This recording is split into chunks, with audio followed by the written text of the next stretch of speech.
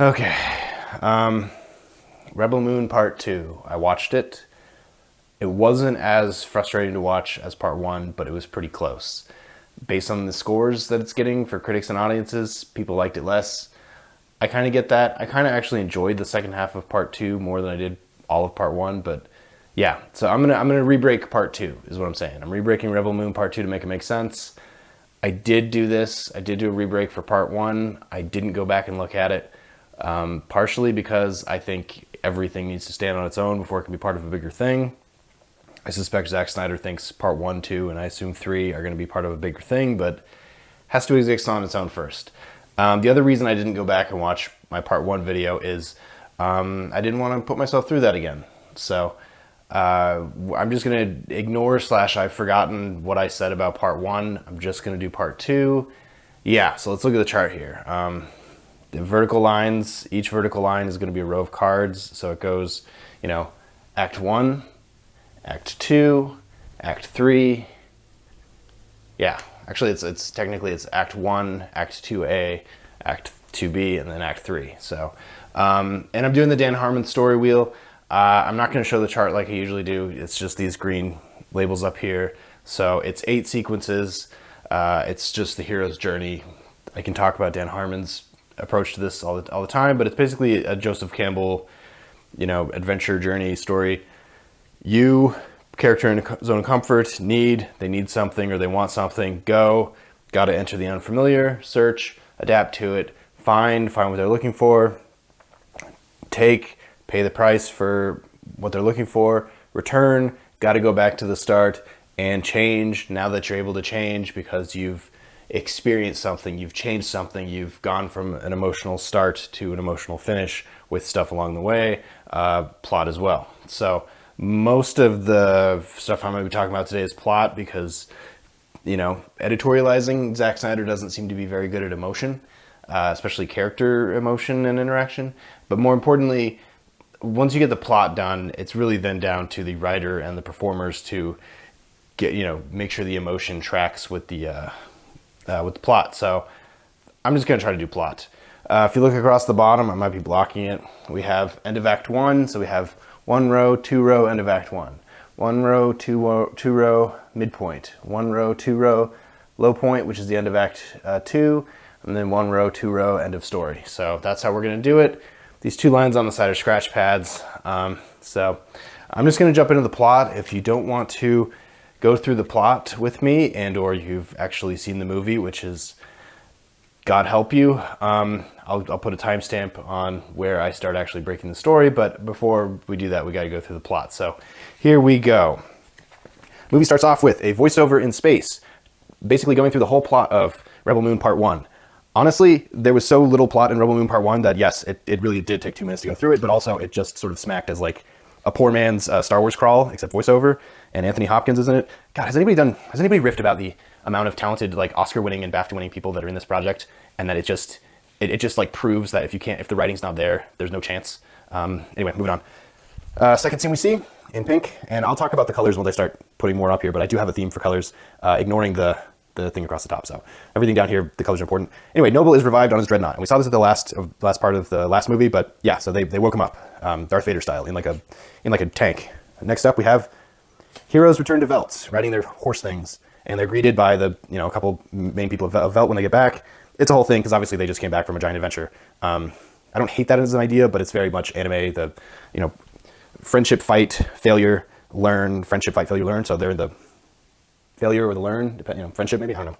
Anyway, next up we have Defector Kid and Sam, the girl who almost got attacked. The Defector Kid being the only military guy on Velt who's a good guy, takes a phone call from the bad guy saying they're going to show up in 5 days. So that's important. All right, anyway, moving on. And that's really what I got for you. If it looks like it's not enough, I agree. All right, next up we have Need. We have a hero feast, because obviously it's not enough just to get congratulated for coming back. There's a feast. The only issue with the feast is the villagers are ashamed, and so most of them didn't show up. And then they find out that Noble is alive from the kid and Sam, from the Defector Kid and Sam. So they squabble a little bit about how Noble could be alive and the logic of the fact that once the commander of a ship dies, the ship has to go back to the mother world. A thing I'm not sure was in the first movie or not, but they're really leaning hard on the logic that once the king dies, everybody has to go back home. So anyway, so it's not happening. Bad guy's gonna show up in 5 days. Now we have the general's speech to the villagers. So he asked to go see the villagers, and he's going to give them an arousing speech about how they're going to still have to fight, but first they're going to have to harvest everything. And there's this whole argument about how usually it takes an arbitrary amount of time. It's going to take 3 days this time because they only have 5 days.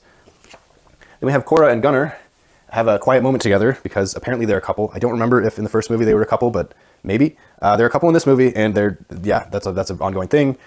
He's said he's afraid to lose her because he's never been in battle up until that battle that they just had that they won so completely. He's afraid to lose her, and they make out. And then we have Cora does a flashback during Pillow Talk about how the royal assassination went down. Because if you learn in the first movie that she's, ex-special forces kind of thing, she's the most wanted person in the galaxy because she assassinated the princess and or the king and queen. And we see her tell Gunnar about that in flashback. It's a whole thing. Her adopted father did the assassination, and then she was required to kill the princess. And right when she goes to shoot the princess says she forgives her, and it's this whole thing. And then, in addition to all that, Cora gets scapegoated by her daddy and the military, and says that she's the one that did all this, not them. I have feelings about it being a flashback. I have feelings about how it went down. I have feelings about the orchestra wearing masks in the corner of the room playing so that there's literally orchestral, like epic music playing by the orchestra in the room. I have feelings about all that, but at the end of the day, the things you need to know is Cora has been carrying the guilt that we knew the whole time about the fact that she failed the kingdom, failed the king, the queen, and the princess specifically, but more importantly, that she was responsible for the princess's death and that she was betrayed by her daddy. Yeah. I think this is a good time to talk about the colors on this chart. So across the top where it says you need go, those are just, the story wheel colors, but everything else, we have blue, we have pink, we have green, we have yellow. I themed it so it'd be easier to sort of parse out once we go through it. Blue, flashback. Why is blue get its own color for flashback? That's how many flashbacks are on here.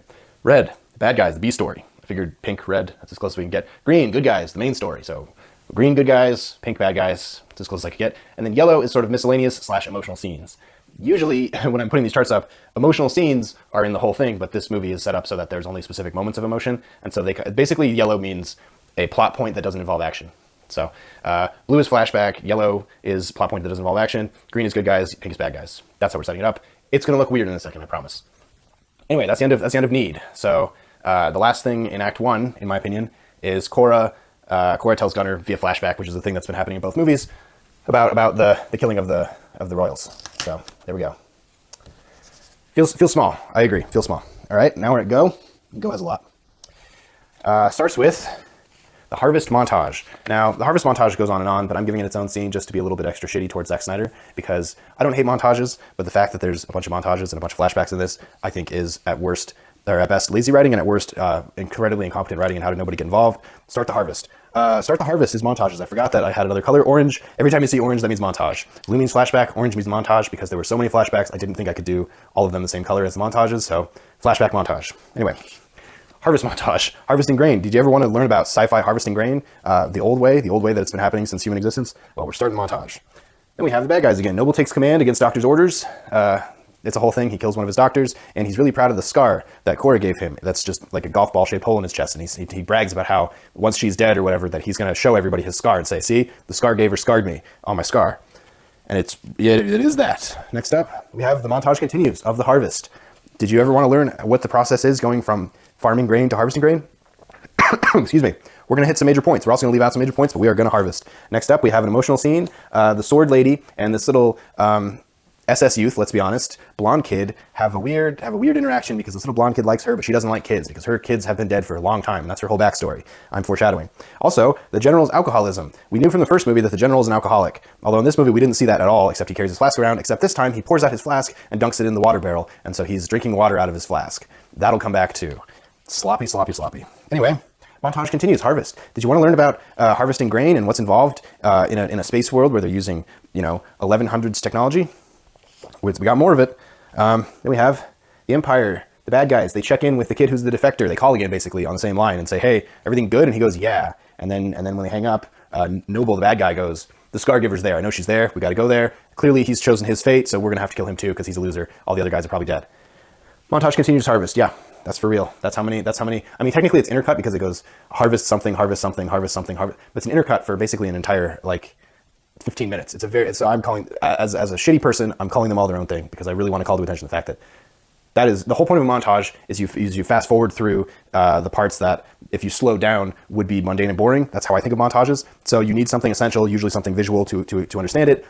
Rocky training scene. Rocky goes for a jog. Rocky's speed bags. You know, at the beginning of the montage, he's weak, but he's enthusiastic. Maybe there's a failure in it. Again, it's its own story to begin with. There's an arc there. He's weak, but he's excited. He gets better. So maybe there's some sort of initial failure, but then he gets better. And then by the end of the montage, he's where he needs to be skill-wise. You know, he's jogging. He does this. They make a statue. It's the whole thing. And this, it's grain. So I guess this statue for grain would be dirt. A statue of dirt. I don't know. Anyway, search. The longhouse. So the heroes are back in the longhouse for however many times in this movie already, 3, I think. And everybody gets a flag because Sam, the girl that almost got attacked in the first movie, has decided to sew flags based on their personalities and her interacting with them. Again, this has only happened for 3 days or 2 days. So in 2 days, she sewed. I'm not going to get that one right. She sewed 6 flags. 6 flags. She sewed a bunch of flags based on their personalities, and she had some pretty solid insights on some of their personalities. I thought it was hilarious that Gunner's personality was a heart. He has nothing else to offer, so they give him the Valentine's Day flag. I'm into that.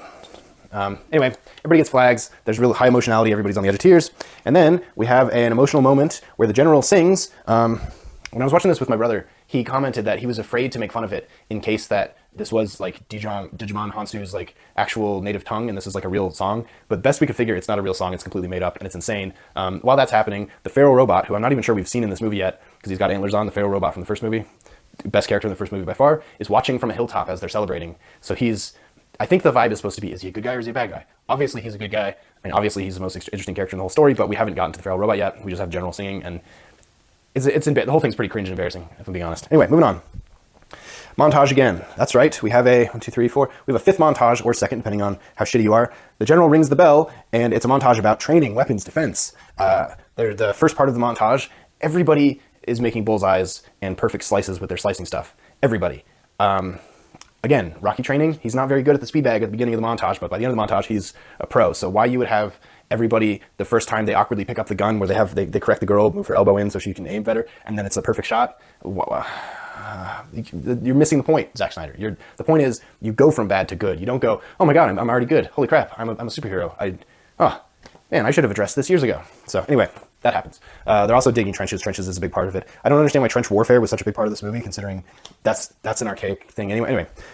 Another green, so that's the main story. Cora's dropship. They just suddenly remembered Cora had a dropship somewhere out in the desert or in the boondocks somewhere. So they decided to go get it. And wouldn't you know, as long as you clear the birds out of the engine exhaust, it works perfectly. I mean, if she had the dropship the whole time, I think that's one of the greatest plot holes of this movie. Just saying. If she had the dropship the whole time, why didn't anybody use the dropship? Secondly, who knew about the dropship other than Cora and her second adopted daddy, I guess, because he's the one that brings up her dropship. And then third of all, if you're a spacefaring, galaxy-spanning group, wouldn't you, when you're looking at a planet with your giant weapon dreadnought, ship, notice a lost dropship just hanging out on the hillside where the most wanted person in the world is living? Like, wouldn't you notice that? I don't know, maybe I'm just too much of a Star Wars nerd or Star Trek nerd, but anyway.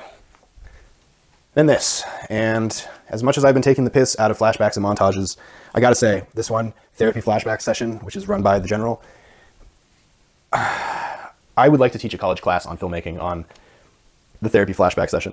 Excuse me, because it's like 10 minutes long, and you literally go around the table and everybody talks about the general makes them talk about their baggage, basically. And in doing so, you see the flashback of who they are. But then you also get the weirdest flashbacks that don't often actually connect to anything. The most interesting one I thought was Sword Lady. I didn't realize Sword Lady had to cut off her hands in order to wear her gauntlets and use the swords, and the fact that they're powered by her ancestral blood and all this other stuff. I thought that was the coolest thing ever. From a storytelling perspective, her entire character is anger about the fact that her family, and specifically her kids, are dead. None of that gets addressed in her flashback. Just cutting off her hands and then super swords. I'm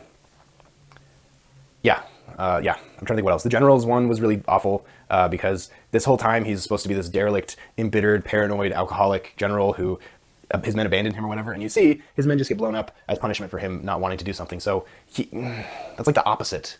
Like he's supposed to it was teed up that the General's arc of his character was going to be a redemption arc. He was a bad person who did bad things, who needs redemption. He finds redemption by supporting this Velt, the people of Velt, by rising up against exactly the institution that made him who he was, which is very much Cora's story too. So the fact that we saw the opposite of that in his flashback was kind of, who wrote that? Zach Znyder. I'm trying to think of anybody else's flashback. Gunner doesn't have one because Gunner is just a human blank page, as evidenced by his heart flag. And then Cora, because the whole point of this whole flashback thing was the General trying to get Cora to talk about the fact that she is Arthaleus, the Scargiver, the most notorious, famous, infamous person in the galaxy that's being hunted. And so the rest of the team doesn't appear to still know, even though it was talked about a lot in the big fight that they got back from 3 days ago. that she was Arthelaus the Scargiver, the most famous person, blah, blah, blah. But for some reason, the rest of the group doesn't seem to know that, but the general knows it, but he's like being sneaky about it. He's like, do you want to talk about that? And she goes, no, I was just a war orphan, and I'm here now. And he's like, are you sure? And she goes, yeah, I'm sure. This comes up later when she finally, comes clean, and the general goes, I've known all along. And she goes, how did you know? I was being so clever. Yeah, weird. Weird. Anyway, the worst scene in this movie is the therapy session, by far. I just gotta say that. Anyway, we're going to find space. The Dreadnought is on its way. The Dreadnought arrives. Bad guys. Red is Pink's bad guys. And because the Dreadnought arrives, Cora has to go hide the dropship. This was mentioned at the therapy session at the end, where the general gave her until the morning of to move the dropship. The logic of that I'm very confused by, because she had already landed the dropship successfully in the village, so moving it would take like 5 minutes, but apparently she was going to wait until the morning to do that. Now that the Dreadnought is here, it's time to go move the dropship behind a waterfall, because cliches are what they are. Also, it seemed like the waterfall was like a long way away from the village, so I'm not really sure of the logic of how to get back to the dropship, which will get addressed. But she parks the dropship, she and Gunner get out, they make eyes at each other as they do, and then, no, she does it. Gunner's not in this one, is he? No, it's just her. Yeah, sorry, I'm adding chintzy plot to what shouldn't have. She gets out. It's behind the waterfall. She has a jump scare with the robot. And then she goes, oh, it's just you. And he goes, you're going to fail. But it wasn't sure whether that was meant to be delivered as you don't have enough warriors, so you're going to fail, or you're going to fail because I have a negative point of view on life. That was not clear. Again, I think he was supposed to be sort of hinted at as a secret good guy. So he was a bad guy, looks like a good guy that looks like a bad guy. But she just sort of banters with him, and that's the end of the conversation. Okay. And then deployment. All the ships fly down, including some very strange ones with creepy crawler tanks on them with just the craziest diesel exhaust coming out. Yeah, okay. The bad guys land, and Cora and Gunner confront them, and a lot of conversation, a lot of dialogue, where basically, do you know that you're going to condemn these people to their death by being here, blah, blah, blah, I'll give you one last chance, blah, blah, blah. Go say goodbye to your friend, and then you're going to come back as my prisoner. And she decides to go through with it, I guess. It wasn't really clear how she went over to hug Gunner, and I wasn't sure whether that was like, obviously the classic hero, getting extra time to do something, or if she had actually given up, but it turns out she had actually given up. Fortunately, Gunner didn't like that, because waiting back behind them was her second daddy holding the hammer to hit the bell, because that was going to start the whole thing. That was going to notify everybody. If I'm the bad guys and I see the big guy holding the hammer next to the bell, I'm probably going to think to myself, oh man, they have a whole trap set with the whole bell thing. I wonder if we should just take out the guy with the bell.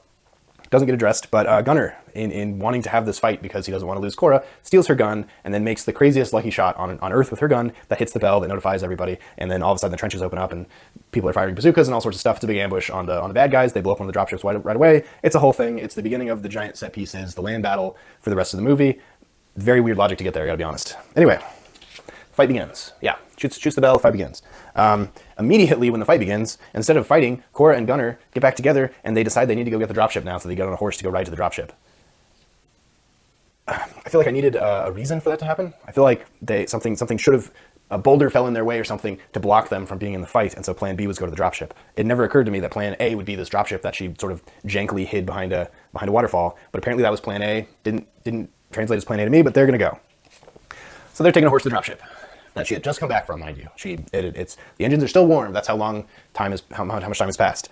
Anyway, things are not going good for the bad guys. So eventually, Noble, who's been killing people, jumps into the trenches and has his Darth Vader in the hallway scene where he just brutalizes absolutely everybody. And in a different movie, it would have been really fun. But in this movie, it was kind of just like, yeah, of course he was going to do that. He's basically an undead superhero. So yeah, the trench scene it's like necessary for him to clear out a trench because he's impossible to kill. Anyway, in addition to that, what was revealed during their little argument about, hey, you need to surrender, is the special forces team knows where the children and the women are hiding in the longhouse, and they're being dispatched right now to go kidnap everybody. Sure. A few things about that plot. First thing is, if Cora's plan was to hide all the women and children in the longhouse, wouldn't she assume the military would immediately look there? There's that. The second thing is, the bad guys scanned the longhouse and saw all the women and children in there, but they didn't find her dropship, and they didn't find the trenches, all the other hidden guns, all the other people in all the other buildings. So, yeah. I didn't even mention the fact that the whole point of harvesting was they put all the grain in bags as flour all over the buildings so they wouldn't blow up the buildings, which, of course it became irrelevant immediately. Like, how could it not? But yeah, I feel like I should mention that everybody was hiding in buildings behind piles and piles of grain, which honestly could have been a better job as like sandbags, because war has sandbags. That's how you make, that's how you fortify stuff. That's how you make stuff semi-bulletproof. So they didn't do that. It was just decoration instead of, like sandbagging the doorway so people could pose and do trench warfare the way they actually did trench warfare with sandbags, because I'm pretty sure you can do that with bags of flour too. I don't know. I'm getting off my game here. Anyway, let's move this up to here. So, moving on. Take. So Noble retreats, gets on one of the last drop ships that's not destroyed, and goes back up to his big ship because he's mad and he's going to do big ship stuff instead. I believe it's the daddy, Korra's second daddy, follows him onto the ship and tries to fight him, and then gets killed and shoved off the back of the ship. But yeah, Noble retreats. Korra and Gunnar get in her drop ship and follow the retreating drop ships, of which there's not just Nobles, there's a few, and they just get in line because nobody's going to notice. And then she goes, okay, do the smoke. And I was like, oh, interesting, they're going to do something with smoke. I assumed to make it look like the dropship is taking damage or something. Gunnar literally pulls the pin on a smoke grenade and then shoves it in the crevice of the hatch to make it look like the ship is injured. The open hatch, he just shoves it in the corner. Yeah, I get the logic. I get the logic of making it look like the ship is taking damage. The way, my God, the smoke grenade in the corner just, that would have caused me to walk out of the theaters. That was incredibly stupid. Anyway, moving on. Back on the ground battle, the general and his men sneak out, bust out and start fighting with guns, and the prince and his men bust out and start fighting with axes. I feel like guns would have made more sense, but apparently there was just a hand-to-hand combat team. Prince is shirtless. I feel like I haven't mentioned that yet, but this prince only wears shirts in moments where it would be irrelevant to wear a shirt. But every time you'd be like, man, I wish he was wearing a shirt so he wouldn't get his skin destroyed. He's shirtless. In addition to that, Sword Lady is holding her own pretty good against the special forces, but she ends up getting fatally wounded and basically sacrifices herself. The blonde kid, the child of the SS, ends up stabbing the guy with a knife, and the last bad guy, and she ends up killing the last bad guy, and they have a moment of knowing that he's her surrogate child and that she respects him and all that. She's dead. She died. She got her hand cut at one point, so she's dead. Korra and Gunnar infiltrate the Dreadnought as wounded. So their whole plan that we hadn't seen up until this point started with popping the smoke grenade and ending with pretending to be injured and being flight for life into the bowels of the ship. And so as soon as they get in the elevator, Korra, takes her mask off and murder death kills everybody because they're going to go somewhere and do something. We don't know. Hasn't really been discussed. Apparently that was the plan all along, and this whole dropship plan was the plan all along. That's not how it was presented. Yeah. And then we have, back on the ground, the general and the prince have like a Marvel team-up situation, and they drive everybody away. And then they do some very on-the-nose cheering, like, scary cheering. And then they see something in the mist, and it's tanks, and so it was a false victory. If there's a low point in this movie that isn't the movie itself, I guess that's technically the low point. I'm being really spicy, but in my defense, they spent hundreds of millions of dollars on this movie, and this is what they came up with. Spend a little bit of money and have a writer go through this and be like, this needs to connect to this needs to make sense. I feel nothing about eviscerating this movie because it's an abomination. Anyway, continuing on. First movie had an assault on a young girl as the instigating incident. This movie didn't. I guess that's an improvement. Anyway, return. Korra and Gunnar are sneaking around because she needs to go somewhere, and she immediately tells him, go get back to the dropship and get it ready to leave. That's literally where they came from, but she points him to a different elevator for some reason. I don't know. They kiss. Korra is in the engine room, planting bombs on the engine thing, which is a really cool looking thing. It's a face. The eyes light up and it looks at her. I don't understand what that was. I argued with my brother about whether that was charging the guns or something, but we came to the conclusion that we don't know. But she puts a bunch of bombs on the big face that is like the core of the engine. And then when she's leaving, somebody sees her, she kills the guy, and he falls down off the platform. And I think she jumps down with him to discover that the engine room, other than that big catwalk that had the big face on it, is coal powered. And the entire lower part of the engine room is a coal steamship thing. Single dumbest element of this movie, I would say. I would say, as a sci-fi fan, the unforgivable is the moment where you find out the giant galaxy-traveling dreadnought that is known for being big and being powerful and, conquering planets is powered by a bunch of dudes in the basement of the Titanic shoveling coal into a furnace. I don't even understand how that makes sense. I don't think there's enough coal in our solar system to get the dreadnought to the next solar system. I don't think that's even close. That was insane. That was nuts. I don't know what that was. Maybe that was like a studio note about being steampunk, and he Googled steampunk and saw that really famous picture of that sweaty guy holding the wrench over the furnace, over the, with all the bolts. Maybe it's a very famous picture. Maybe that. I don't know. Hurt my sci-fi soul. Really hurt it. Anyway, moving on. Bad guy. Noble has decided he wants the big gun. He's going to use the big gun and he's going to blow everything up. And they're like, we have people down there. And he goes, I don't care. And also, he goes, I just put it together. Korra's on this ship, so we're going to go kidnap her and take her back. We don't need their grain anymore because we're just going to blow everything up, take Korra back and become great. And those guys that are going to die that are our guys, it's less people to feed because he's a bad guy. That wasn't clear. He's a bad guy. Yeah. I mean, is every sci-fi movie a Death Star? Is that what we're doing now? I mean, come on. I was so relieved when that wasn't the case in the first movie, even though I really didn't like how the first movie shook out, but my God, they Death Starred the second movie. Anyway, we're getting to the end. Change. I believe change starts with robot battle. The robot shows up when everybody on the ground is getting just absolutely stomped and does crazy robot stuff. Best set piece in the story, best character in the story. The robot's the best. I love the robot.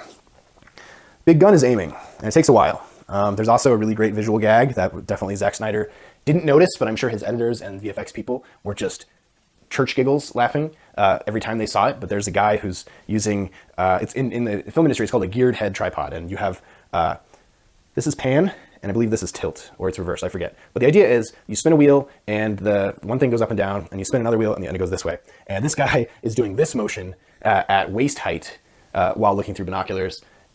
Somebody needs to meme that. That is such a fantastic masturbation meme. 10 out of 10 would recommend, but it takes a while for the guns to aim. That's the point of that. Anyway, in addition to that, Korra goes into the hallway and has a big hallway fight with a bunch of people. They have those swords that are such a big part of the story, even though they're not Jedi and they're not lightsabers. And she beats them all, and then you figure out that she burned her hand on the sword because they're all wearing gloves, but she's not. And so she needs to find a way to wrap the handle of these swords to not burn her hand. We got the smoke grenade in the door, in the hatch. We got the coal-powered ship. And now we have a character whose brilliant discovery in real time is that the swords she had been using her entire life to fight with are hot, and you need to put a handle thing so they don't burn your hand. And you see her wrapping it for 2 full scenes because she's in the elevator when she does it. I mean, maybe people like Zach Znyder have never done work, done manual labor, so they don't understand that the first time you touch something that's hot, you don't touch it again. Like, even when you're handling lights, I handle lights all the time, and I burn myself on the lights because I underestimate it. But if I was using a sword for my entire life, and then I discovered on the day where I needed to use it that I needed to wear a glove, I'd probably have a glove. That's just what I'm saying. Anyway, now we have a big showdown. Korra versus Noble. And it's the rematch, and he opens up his... No, he already did. He already opened up his shirt. When they were talking earlier, he opened up his shirt and showed her his scar that she gave him. But they have a big fight. In the middle of the big fight, the big gun fires at exactly the same moment her bombs go off that appear to have been on a timer. And in the scene that it happens, when the bombs go off, there's a bunch of people who notice way too late the bunch of bombs on the face of the thing that they were supposed to protect, even though they're like 4 feet away from it. Anyway, the bombs go off, the gun fires, the bombs rock the ship, and the gun misses as Korra and Noble continue fighting. And so the gun just misses. There's no other way to describe it. Anyway, the bomb has crippled the ship, and the ship is beginning to fall. And so they're doing this whole sliding down the ship fighting thing, Korra and Noble are. And they finally get to a floor where Noble's gonna choke out Korra because that's how bad guys do it. And he gets stabbed and killed by Gunner, the coward, the heart guy, whose flag is already... No, that comes back too. His flag gets burned at the funeral, I remember now. Foreshadowing, sorry. Anyway, Gunner saves Korra, and they get back to the dropship that, even though the ship is falling and everything's on the side, the fight going down the side where they're just basically free falling, it seemed like they were struggling, but as soon as they were done with the fight, they just kind of sort of just got onto the dropship and left. So yeah, logic be what it is. Anyway, escape the falling ship. They fly away in the dropship, and then they land, and then Korra sets Gunner on the ground, and he's happy and proud of her and in love with her, but he's clearly dying, and she's like, stay with me, as she holds his face. Military vehicles, much like police vehicles, tend to have first aid kits. She didn't go for this first aid kit. I assume because of Zach Znyder reasons. That would have been a better joke if I hadn't tripped over my own lips on that one. Anyway, no med kit involved. She was just going to let him die because that's the moment we're in. It is what it is. Anyway, the rebels arrive. The rebels from the first movie, who the one rebel joined them and then immediately died. Well, his sister and all those people show up, Star Wars style, and destroy all the other bad guy dropships. And everybody cheers and they go, "The rebels are here, hooray!" And Korra turns to Gunner and says, "Gunner, the rebels are here, hooray!" And Gunner has died, and she is very sad and talks about how she loves him and stuff. And that goes right into the funeral ceremony where they talk about all the people that died and all that kind of stuff. Let's put this over here, I guess. And they burn Gunner's flag, his heart flag. That's very important. And everybody, everybody's sad and proud that they defeated that one ship of a giant armada of ships. They defeated it, so they're good now. And Korra goes, "I got to tell you guys something I've been really holding on to. It's been eating me up inside. I feel like I should have told you sooner. I'm Arthaleus, the Scar Giver." And the general goes, "Yeah, I've known all along. I know your name," or whatever goofy shit he said. And she goes, "You knew? Oh my God, I've been carrying this for nothing." And he goes, "It's okay," because some reason Zach Znyder wrote. And the very last thing she says is, "I killed the princess." And he goes, "You think it's so easy to kill a princess? The princess is still alive." The last thing we see is the princess is still alive, and everybody doubling down on how they're going to go rescue the princess now. Especially the robot, who now has purpose, even though he sort of had purpose through this whole movie because he decided he wanted to fight, but apparently by his own definition now he's allowed to because the princess is alive. So that was the plot. Yeah, let's redecorate a little bit because I think I can get this to fit in a weirder way. I need, I'll see if we need it there. I need and that And that, 7, 8, 8. No, let me clean this up. Let me for a second, clean this up. I'll call this you. Character's own comfort. That.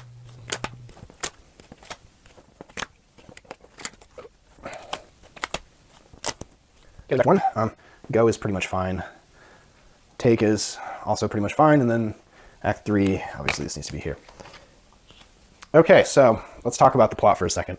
The color coding I did for a reason. Again, green is A story, Core's story, Gunner's story, sometimes the bad guys, but it's really the main story.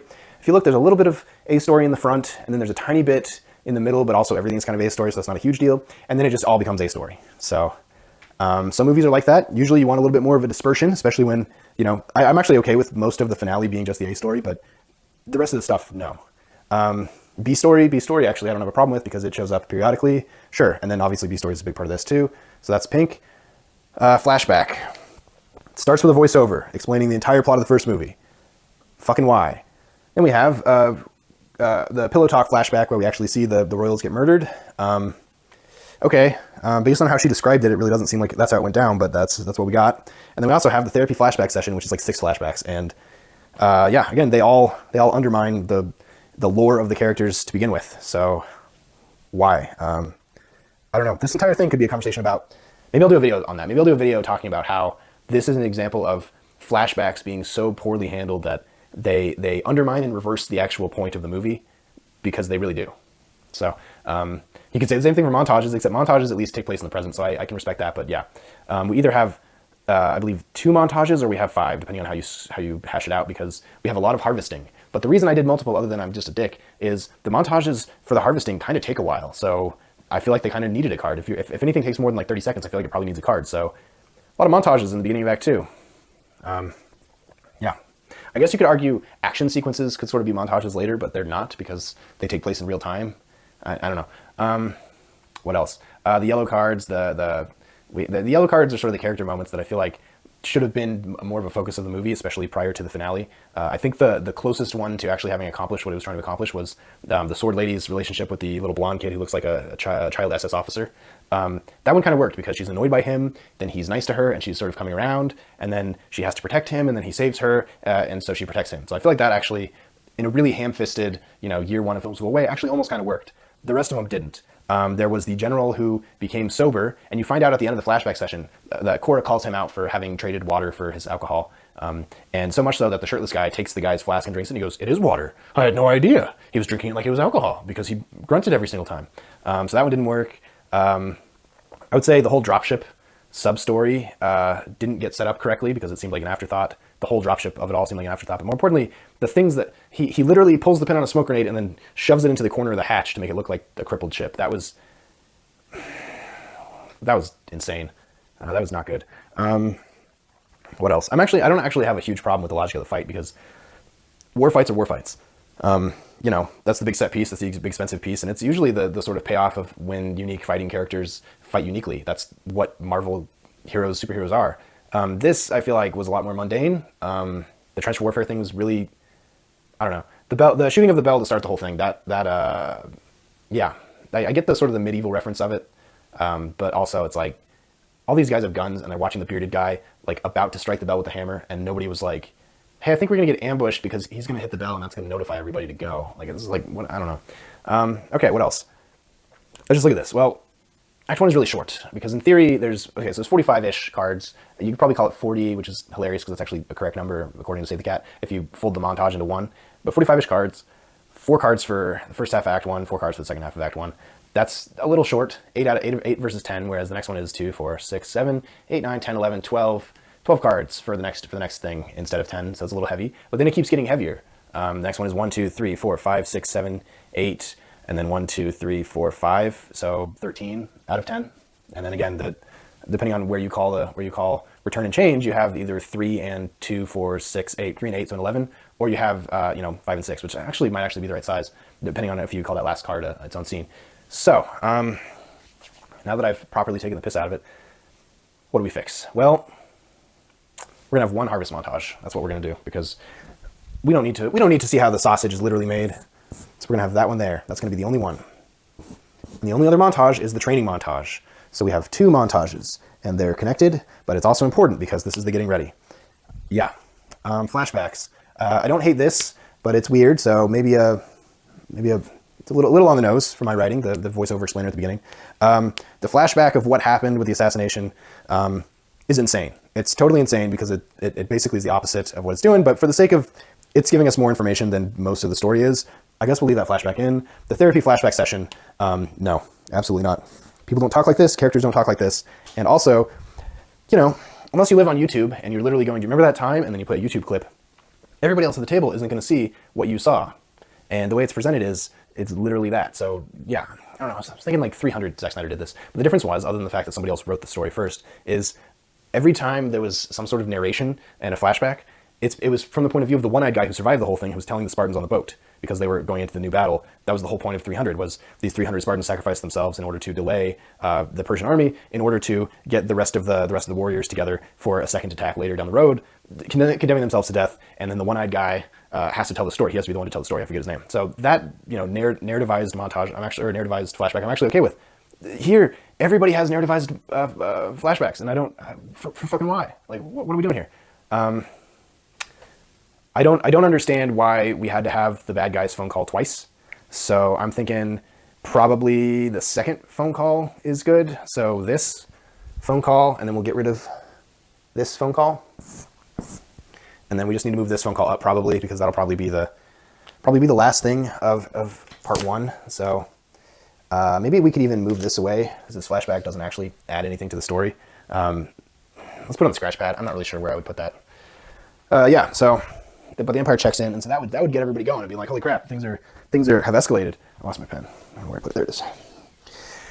What else is insane? We have Noble is revived, and then we have Noble takes command of his ship. That feels like the same beat. The fact that we've already seen him revived, let's go ahead and get rid of that too, because we know that. And then him taking command could be just like right here. So I'm not sure about this, but we will take the rest of these out. What have I? Yeah, we were this too.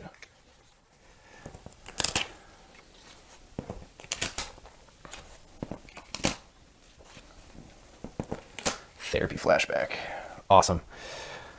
Okay, well, we're cutting down the minutes. So we have the heroes return to Velt. Noble takes command, which will be a thing later. The heroes feast, and the villagers are sad. I mean, we could change the, because right now they find out that they have 5 days, and then the general makes a speech. But honestly, the general could just make a motivating speech because he's the general. It doesn't have to be because they're gonna die again. It could be that like it could be some really awesome foreshadowing thing. Like instead of saying we're gonna get the grain, then we're gonna teach you how to fight because we're gonna defend this. It could be not knowing that information. Hey, I'm a general. My skill set is getting everybody organized, getting everybody motivated, and getting everybody on the same page. I'm just so relieved that I finally found my family again, people that accept me, and I'm not going anywhere because I love it here. And obviously the foreshadowing is he's gonna have to go somewhere because he loves it here, therefore he can't have it. I think that I buy that. The Cora and Gunnar scared to lose her thing. I feel like that needs to happen way sooner. So like probably maybe like here. I feel like that builds into Noble taking command better. Let's just throw these on the floor. Actually, we don't need to see these. Maybe this, because they're kind of distracting. Okay, so some sort of speech, that's fine. The Empire checking in with the defector kid, and that's when you find out that they're screwed.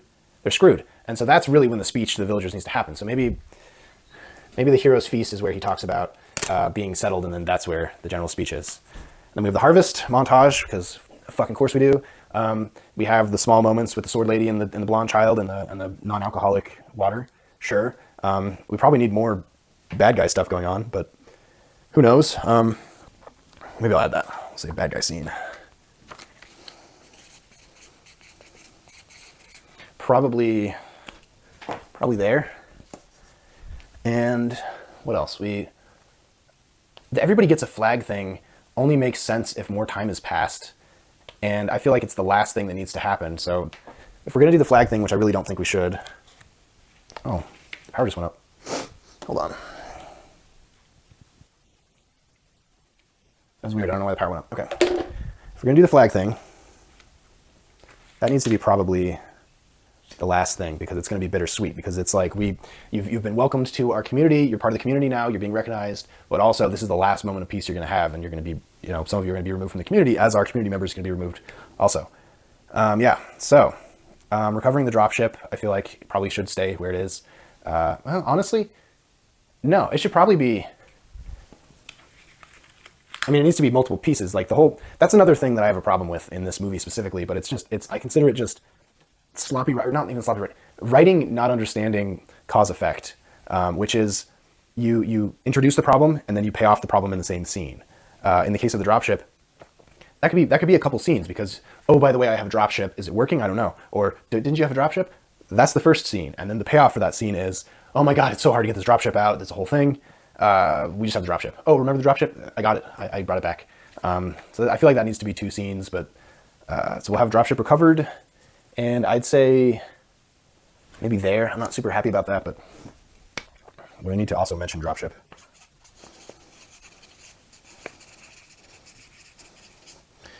Dropship remembered, I feel like, needs to either be in Act 1 or right at the beginning of Act 2. Probably in the harvest montage, honestly, because she goes, oh yeah, I forgot, I have a dropship. We could probably harvest for the dropship. I buy that. Anyway, I buy that for the scene. Now we have search. We definitely need another A story thing, but the general singing and the robot walking from a hill, that was insane. We're gonna get rid of that. That made no sense. The robot thing makes more sense, but yeah, that's one of those setup payoffs that also didn't work, so we're just gonna, for the sake of what we're doing, get rid of the robot for now anyway. Everybody gets a flag. So we need more. We need like more scenes in here. We probably need like 2, and then maybe a bad guy. So I'd say probably like this, and then like a bad guy scene, I think is probably what we're doing. Moving on, the dreadnought arrives, and they see the dreadnought. The dropship behind the waterfall, the chat with the robot, just didn't work because it wasn't clear. I'm pretty sure it was still being delivered as the robot is a secret good guy and he looks bad. But the way she interacts with him does not indicate that. And the way he interacts with her really doesn't either. He's just sort of sneaky. So I don't know about that. The deployment, sure. Ground negotiation, sure. Fight begins, sure. Immediately taking a horse in the dropship, something needs to happen. Something needs to happen. So, logic. That needs to be fixed. They need to have a reason to have to go to the dropship, because I feel like the dropship should be like plan C or D and not plan A, especially because we weren't introduced into it. And you think of like an Ocean's 11 type movie. You don't know the plan, but you know it's all part of the plan. That's cool too. That didn't happen in here. There was no all part of the plan either, so that didn't work either. All right, moving on. Noble's Darth Vader always seen, sure. That was part of what was sold. Sword Lady fighting the elites, sure. That was part of what was sold. Noble retreating to a dropship so fast. I don't know. Was that his initial defeat? I don't know. Weird timing, but apparently, sure. I don't know how I feel about that. Then we have the whole dropship smoking gag. I hate that. I want it gone. Yeah, I would buy dropship infiltrate. I don't think they need this extra scene where they popped smoke to be sneaky. I don't buy that at all. And that actually makes sense because then we don't see the dropship. False victory, sure. Sneaking around. Why? For what reason? Okay. The big gun, robot battle, big gun aiming, fight, falling ship, escape the falling ship, rebels arrive, and okay, so, okay, let's take a look at this. Let's do this.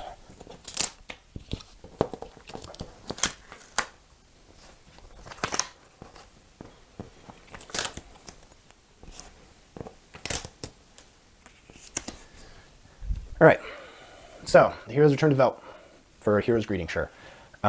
Cora and Gunnar have an actual moment of tenderness where they're finally alone together, sort of the way Neo and Trinity were in the elevator in the second of the bad ones. They need a moment together, because in the first movie, it was implied that they had, feelings for each other, but they had not acted on them. And in this movie, they're just like in each other's arms the whole time, and nobody is like, when did that happen? So, and then Noble takes command, sure, I get that, because that's bad guys doing bad guy things. There just needs to be more stuff in part 1, I think. Part 2, they're doing their thing, and then you find out about the Empire, and then they have to, they have to go to war. So let's put that there. Yeah. The general does a speech to the villagers that things are not over. We have one harvest one, because harvesting grain. I think even if you asked the most enthusiastic farmer, they would say it's pretty fucking boring. So 1 harvest montage allowed. 1. Dropship, they go, oh yeah, the dropship. We have a couple of small things. We need a bad guy scene, then we go get Cora's dropship. which could even be a thing where they almost don't get it in time. I could see that being a thing, but for the sake of what we're doing, I don't know. We have a training montage. We need another bad guy scene.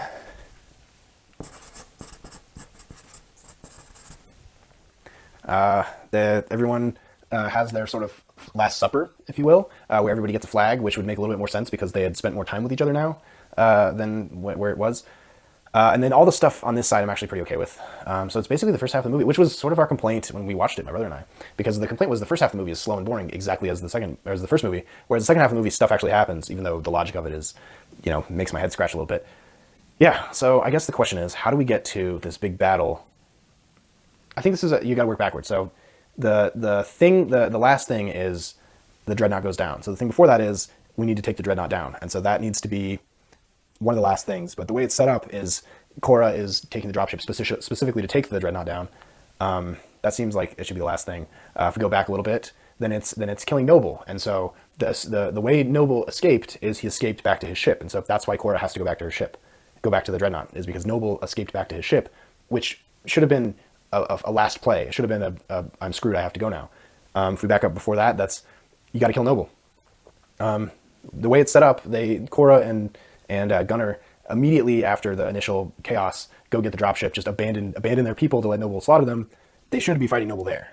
I feel like even if the beat is Korra starts fighting Noble and then Gunner interferes and then Korra has to escape with Gunner, I would buy that. But I don't buy they instigate with Noble and then they immediately peel off and disappear and let all their puny people get murdered by Noble. I don't buy that. If we keep going backwards, Noble showing up, that needs to be the big Ocean's 11. We know something you don't know kind of a thing. Sure.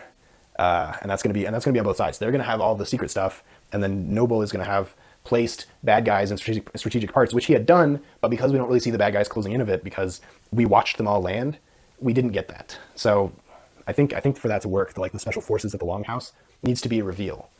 So instead of seeing on the map all these people in the Longhouse and going, we're going to dispatch special forces there, I think it would make more sense if maybe they were looking at a map and they were going, I wonder what's going on there. And then later, in a moment where Korra and Gunner have the upper hand, you see the special forces about to break into the Longhouse, and you see on the other side of the wall of the Longhouse is the women and children, so that it's an additional stakes. It went from no stakes to stakes, but yeah, that kind of thing. Because we're learning information as we're supposed to, instead of learning information that's going to be relevant later. But then, since we already know, it's not useful to what we're doing. So we learn it as we need it kind of thing. Going backwards, back behind, fighting Noble. It's getting ready. It's getting ready in its character dynamics, because there's one thing I feel like is a criticism of both of these movies is these characters are super flat. I still maintain the robot is, without question, the most complex, interesting, fascinating, exciting, relatable character in this entire story by a mile. Korra and Gunner are incredibly not relatable, and it's really artificial feeling. Same goes for Noble the bad guy, because one of the things about Star Wars is bad guys be bad guying, but also certain bad guys have a point of view that actually makes sense, like Darth Vader, for instance. So yeah, all the characters are really flat, so that doesn't help. And so to have these character moments in the beginning, we need basically yellow. We need to have a bunch of character moments because these characters need to interact with each other. My brain goes to that Chris Pratt Magnificent Seven that came out a few years ago, where they all have their own sort of thing. It was it was a lot of bravado. It was pretty slick, but at the end of the day, they interacted with each other. Ethan Hawke's character interacted with the Asian knife guy. The giant guy has opinions about Ethan Hawke's character. Like Chris Pratt's character is known as like a bad guy, like a good bad guy, that kind of thing. So there's the skinny guy, basically the gunner of the story in the Magnificent Seven. It's the same guy. It's a guy, and he sacrificed himself. So probably one there.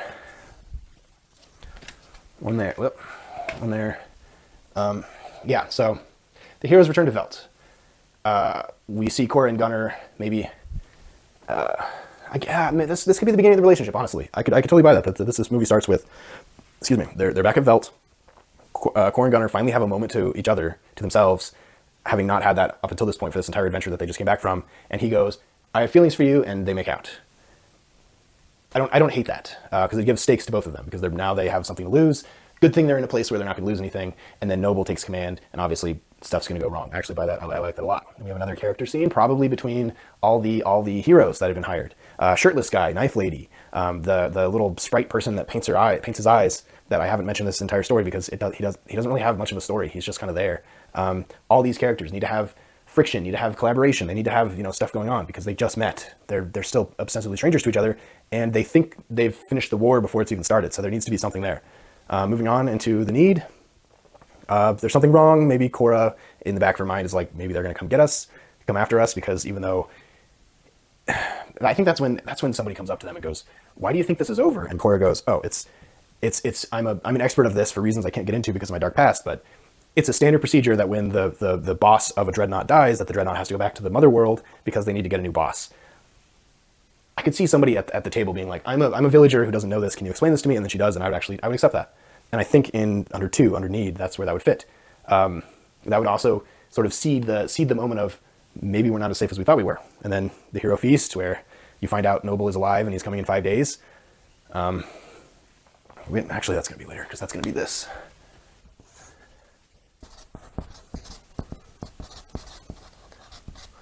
So he makes the phone call. The kid answers the phone, thinking he's going to get to hang out with Sam, the girl who got attacked, for the rest of his life, because he has a pretty good life now. And there's a feral robot out there who also protects Sam. So he's got a pretty sweet gig. Happens to take the phone call, finds out that the dreadnought is on its way. And that would also be really convincing, because he wouldn't have been ready for the phone call. Because the way it's played in the movie is he puts his vest on, he's ready for the phone call. I think it's better that he wasn't ready for the phone call and he's trying to sell that he's ready for the phone call. I think there's a lot more conflict there. And that feels a lot more authentic, because he was told that his bosses were killed. So he's good. He can put his feet up. He can start a family. He can farm grain. And then he gets the phone call on the bat phone that he didn't even realize was still plugged in. They're going to be there in 5 days. I buy that. So General gives a speech. The work's not done. We got the montage, sure. Oh my God, I forgot in the harvest that we have this dropship. We should go get it and see if it works, because that could be really important in the fight that we're going to have to do in 5 days or 4 days. Small moment. The bad guy scene. Recovering the dropship is its own additional thing, and that's going to be a time crunch. I could write that in, because that's a whole thing. Moving on, they're getting there. They're at the training montage where they're about to do this with Rocky. More bad guy stuff. We have a Last Supper, which is very classic. It can be very trite. It can be very cliche if it's done, I don't know, the way it was done. But I think there's a way to do it that now, once we've spent time at the beginning getting to know the characters, getting to know their nuances, getting to know their interactions. This person likes hanging out with this person. This person does not like hanging out with this person. Like all that kind of stuff. This person keeps lying about something. This person is just trying to leave. This person is, being a douche. All that kind of stuff can come to a head at the Last Supper, where the general goes, shit's going to get real. You're going to have to fight, and we're going to stand by you because we're the good guys that got hired. Yeah. And then the rest of this stuff, I think, works. So I think that's what it is. I think the first hour and 25 minutes or hour and 20 minutes of this movie, where it drags and it's slow, and it feels like it's the first draft summary version of the story, is the problem. And part of that is the logic of the order, and part of that is just character interactions. Because obviously the rest of this movie is going to be big action set pieces and payoffs and different character pairing ups that have different dynamics, especially if there's enemies coming together or friends coming apart because one of them dies or one of them, is a coward or whatever. All that stuff happens over here in the action stuff. But all that stuff needs to get set up in the sort of the TV soap opera world that is being set up, because otherwise there's no emotional stakes to the story. At the end of the day, it's the gangsters showing up at the town asking for their vig, and the town going, kick rocks. We're not going to pay you. We're not going to pay your extortion. And so you need to understand who the town is. You need to understand that it's two independent groups of people that have to learn to work together. It's the townies, and then it's the rough people who in any other circumstance wouldn't be in this town because they wouldn't be invited to this town, and how they work together and how they learn from each other and how they interact with each other. And then there's also the aspect of the rough people just having friction, because there's a bunch of different ways to be a rough person. So was this more sad? Okay, we did it. We'll make this edit face. Okay. Was this easier to re-break than the first one? I don't remember. I feel like not, because I feel like I remember it was a lot more. I don't know. I don't think so, but I don't remember.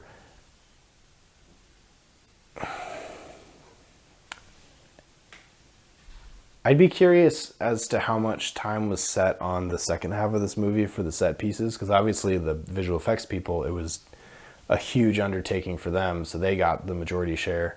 But in writing the story, I wonder how much time was spent on this, on the action set pieces versus the left side of the story, which is mostly all just character moments. Because I strongly suspect Zach Znyder really curated the action stuff, but even if Zach Znyder went out of his way to really curate the character moments, clearly it didn't take. I don't know, like yeah, I don't know. Sometimes I feel like when a movie comes out or a script is like it's not working, but it has the capacity to work. It's once you get like one thing in place, it all sort of falls together. Like a lot of times, if it's a really dialogue heavy, talky movie, the issue is there's not enough happening. There's not enough plot, which means there just needs to be, you need to find something important to the characters at the beginning, and that will be the stakes. And then it's going to be the tug push and pull back and forth on the thing that's important to the characters at the beginning towards, it push and pull, you get to the midpoint, push and pull, you get to the low point. Maybe there's a reversal between the midpoint and the low point. But the idea is, something that's innately human and important to the human, that needs to be important. And so for like something talky, something that feels like just everybody's just sitting there and it's a play, I'd say something like that. And then a lot of times something is really too plot heavy and you need to go back and you need to pare it down because it really is character moments. And I'd say that's probably the case here. I'd say that's an aspect of it, but there's also so many other things that are not working or out of order or don't make logical sense or are just absolutely insane based on the rules that are established in the world to begin with. It's not just the fact that there's no character moments and emotional, like character stuff. It's so much weirder. Yeah. Final thoughts. A bunch of the just logic of the world stuff, like the making the dropship smoke by jamming a smoke grenade in the window kind of thing. That annoyed me. The fact that the dreadnought is powered by coal is a sci-fi unforgivable, in my opinion. And then also just the main character is supposed to be Cora. Cora and Gunnar, they're supposed to be the main characters. The most interesting character in the entire story, by a mile, is the feral robot. The least interesting character in the entire story, by a mile, is Cora, the main character. Part of it is we know too much about her, and part of it is we don't know enough about her. Like she's just underwritten, and then in the moments where it's time to like understand what's going on in her head, we either already know because it's obvious, or she makes a decision that does not track for us because of what we've established, it's out of character. You can't have a character constantly making out of character decisions. It doesn't work. Maybe that's the real difference between real life and like a story is individuals in theory would make a decision out of character whenever they wanted to, even though, let's be honest, it's not really how that works. In stories, when you make a character make an out of character choice, you need to either figure out why, and that needs to be a whole part of the story, or it's just straight up bad writing. Yeah, so when part 3 comes out, I'll do it again because I'll probably have mentally healed enough by then to do it, but I'm not interested in watching part 1. I'm not interested in watching part 2. After I edit this, I'll probably watch it once or twice just to quality check it, but I want this out of my brain. There's better stories out there. Yeah. So anyway, that's it. What do you guys think? How did I do? Could you go further? Is there more to save out of this? Because I feel like I just scratched the surface, but like, share, subscribe. Catch you on the next one.